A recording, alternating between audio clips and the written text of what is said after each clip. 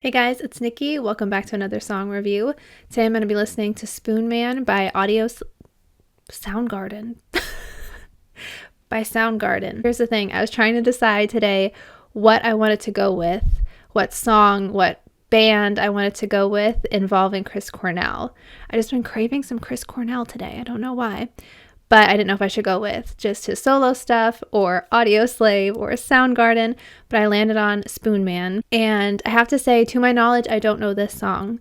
My husband warned me that I'm probably going to be called a fraud.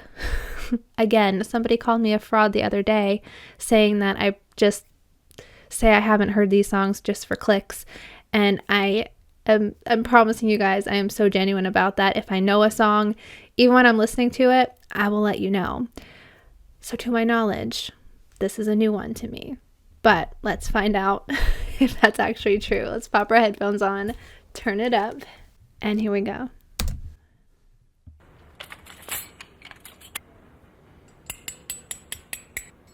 And he told me something interesting about this song that I'll talk about afterwards. I want to look into that a little bit.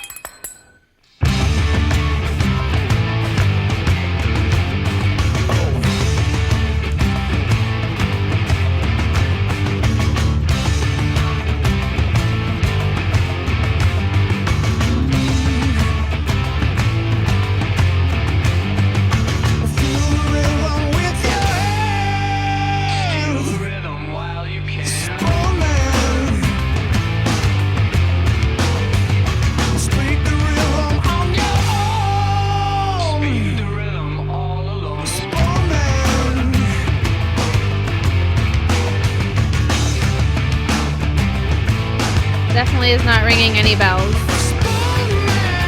or any spoons.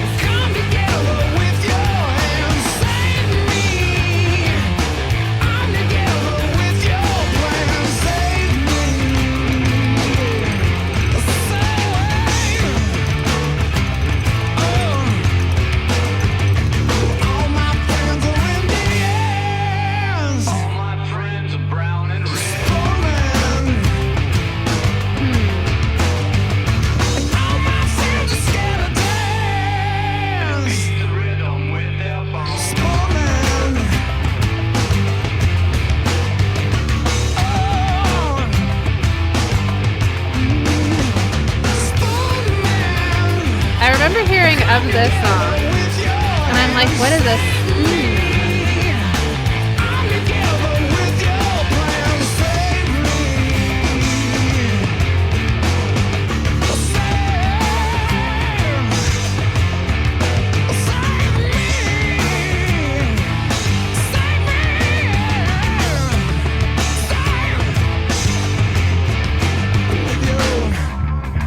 Was he playing spoons like that still?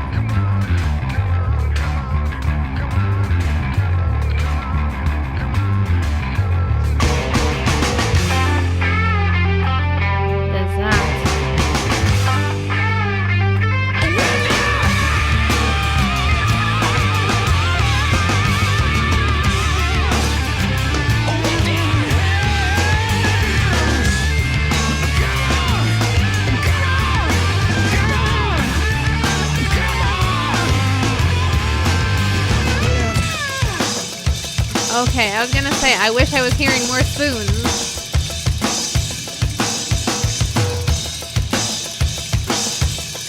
Okay, this is cool.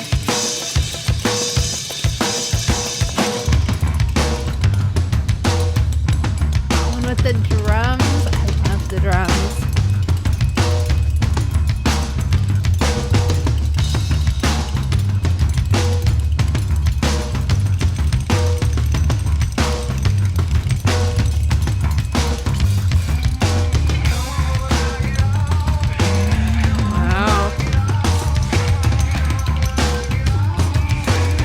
Interesting though, like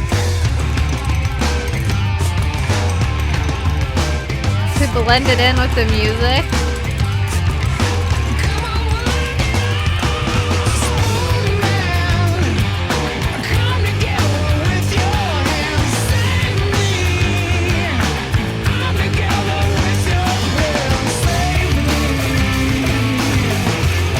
that. That sounds cool.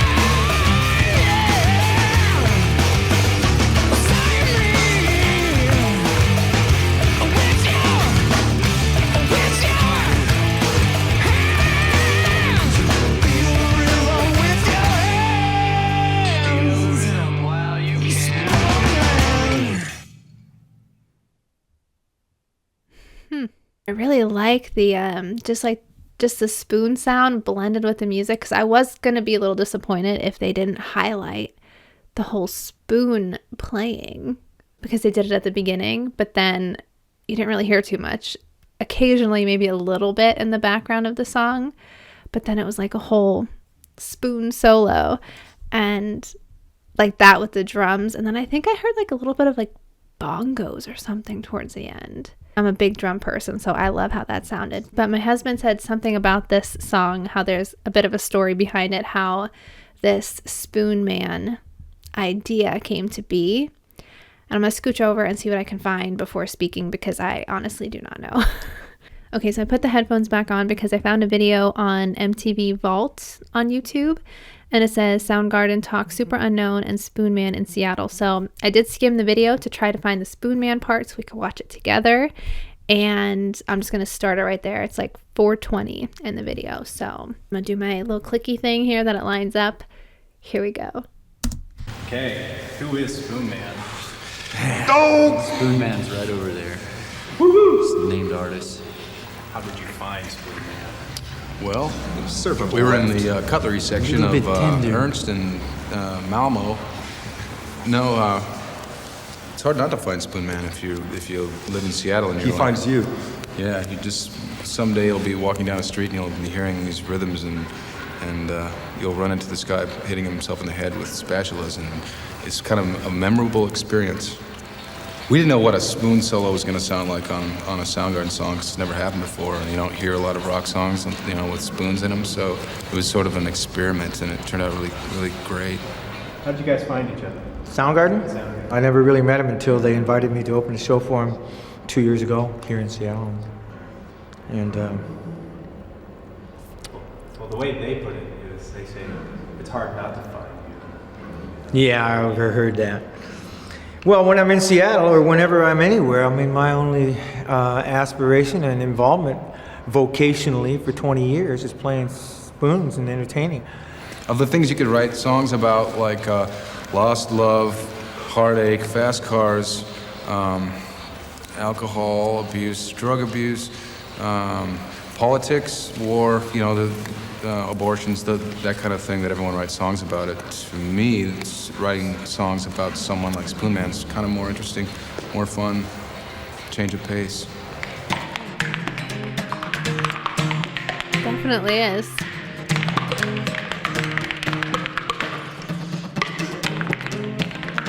I want to look this guy up and see what he's doing today.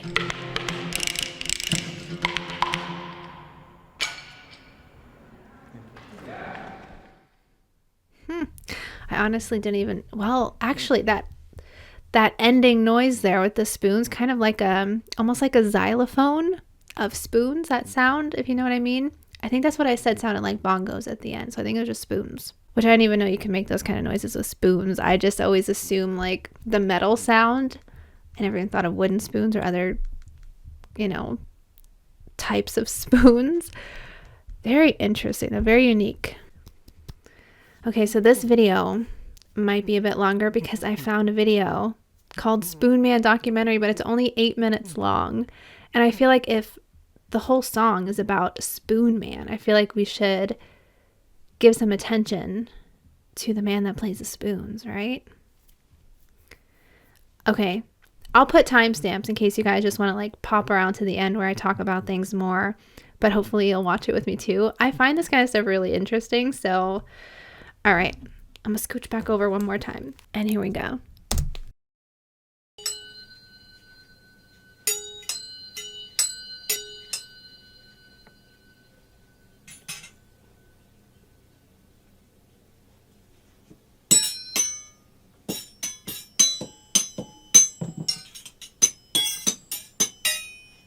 Imagine trying to find the right combo and all the spoons.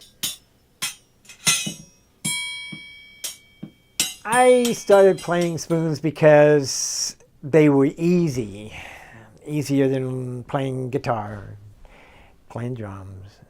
It wasn't as easy as singing, and I liked that. I preferred that better, but it was easy. I met Artis in 1971. I first saw him at the Pike Place Market like so many other people.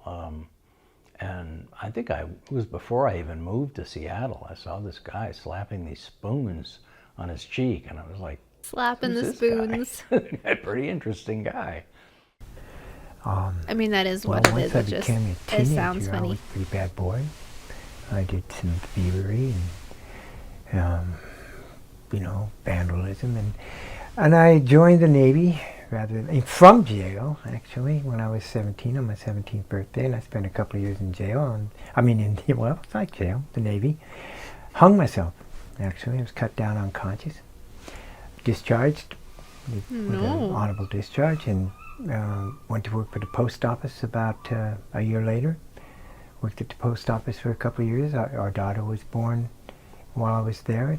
And then I started playing spoons in a cafe and then some bars. I remember playing a band break in a little place called the Medicine Show Tavern, and he was in the audience, and he asked me if he could play with me. And he just kind of looked like, this will be interesting. He looked like an interesting character. Yeah, let's just try this out. I didn't know what to expect, but it was very energetic. Why not, right? and very cool. And that's the first time that I remember meeting him.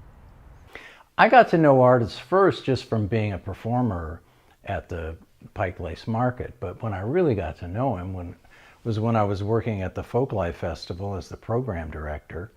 And I called Artis one day and I said, "How would you like to be part of our winter concert where we raise money for the Folklife Festival?" And he graciously agreed to perform for free for our concert where we raised money. So that's really how I got to know his him. movements. And after that, we just were close and He just smacked himself had a in the good face. relationship. Slapped himself with the spoons.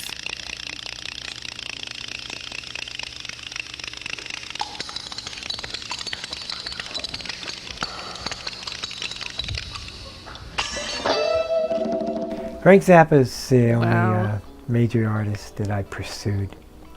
I got in touch with him by being introduced to him at a meet and greet in Portland in 1981. I played for him. He offered to get me on TV. Then I closed the show for him 4 days later in Eugene, Oregon, and I closed the show for him a month later in New York at the Palladium. Here we go. How did I get in contact with Soundgarden? Well, actually, Soundgarden got in contact with me. You see, I really don't pursue much. I never thought to pursue a grunge act. I was already just about 50. I mean, I wouldn't even think to contact them. They were all 30. Yeah, it's it is something to I didn't think be he was that encouraged much by. older. I'm very encouraged because I rocked. I could rock.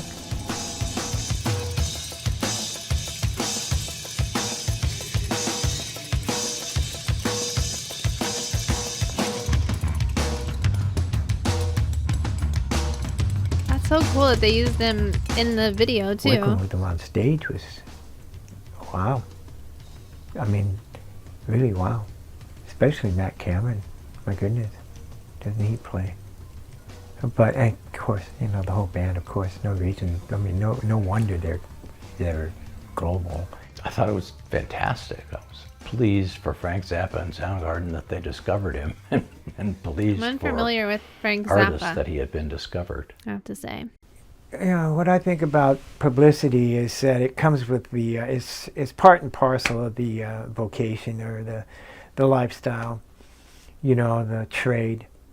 I mean, when Soundgarden was doing their thing and he was going down to the studio in LA to record with them, he'd leave and go down there and then come back and play at the Pike Street Market with me. So he never stopped doing it. And if you ask him about what street performing is, he's got a rap already memorized, and he'll go on for like 5 or 6 minutes about it. And he's right. It's a real thing, Well, I think if artists had really wanted to get more recognition, he would have gone after it. I think sometimes when I've talked to him, he's been disappointed that things haven't worked out at the level that he hoped they would work out. So, I don't know what's happened to artists in terms of his career. I mean, he had a kind of international exposure at a certain point, but where was he going to take that? It's hard to know. Where am I living? I'm living in a 2-room flat overlooking the Bay of Port Townsend. I have never lived in a more luxurious place. I mean, it's a 2-room flat. It's subsidized by the state. I pay $200. I get $700 a month from SSI and Social Security. And, I struggle financially. But hey, now I've always struggled financially. I don't play that much with artists anymore. We fed each other's rock and roll drive, and after a while it was like there was so much more that I wanted to do that wasn't the rock and roll. I mean, we really had a blast. I mean, I did anyway. I think he did too. I really, really, really appreciate the work that we did over those years, but the course just changed, Yeah. I think artist is special because he does work outside of the box. I mean, and he's a little frightening to some people, There's a kind of an edge to artist, the Spoonman. I mean, the first time I saw him slapping his cheeks with those wooden spoons, I was like, are you hurting yourself? So I think he pushes the edge That's what I thought just a little bit for people, and that's the other reason he's really special.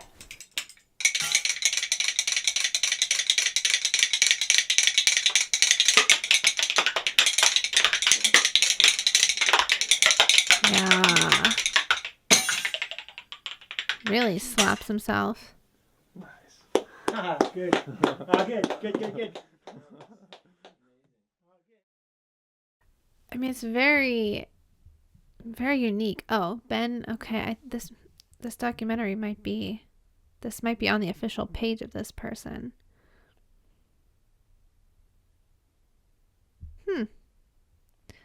The description just says from high school film class. So yeah, I'll leave that below in case you guys want to check it out.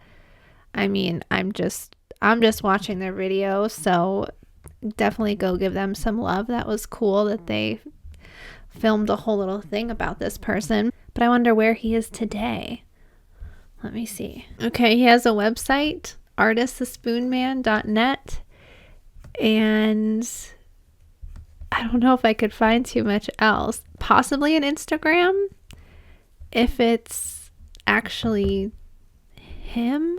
But I'll leave the link to the website anyway, because I think that's official. But yeah, very interesting story. Very interesting experience, I'm sure, for him, especially with Soundgarden contacting him basically and setting all of this up. And when I was watching the documentary, I kind of was thinking, like, what if social media was around back then? I wonder if his life would have been very different, or if he would have like really taken off more so.